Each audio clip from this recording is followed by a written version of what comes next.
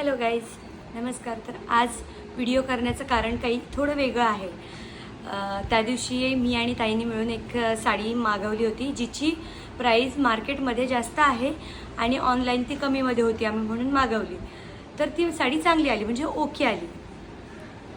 तर त्यानंतर आम्हाला दोघींना अजून छान हे वाटलं, लोभ सुटला आम्हाला दोघींना.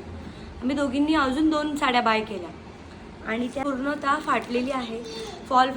आणि ही एक साडी आहे, तुम्हाला मी दाखवते. 1600च्या 2 साड्या घेतलेल्या आहेत आणि या दोन्ही साड्या पूर्णतः खराब आहेत.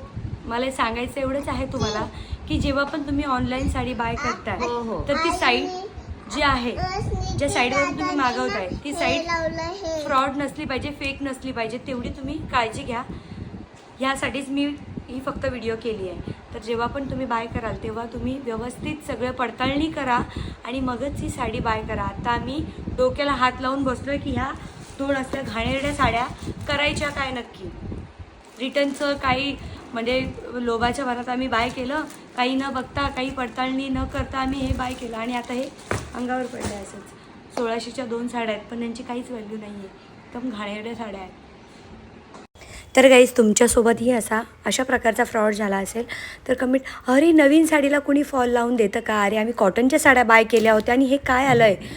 बापरे, आता तर डोक्याला हात लावल्याशिवाय काहीच नाही आहे. घरी बाबा आल्यानंतर शिवा खाल्ल्याशिवाय आम्हाला काहीच दुसरं म्हणजे ऑलरेडी टेन्शन, आणि घरी आल्यानंतर अजून ओरडा मिळेल.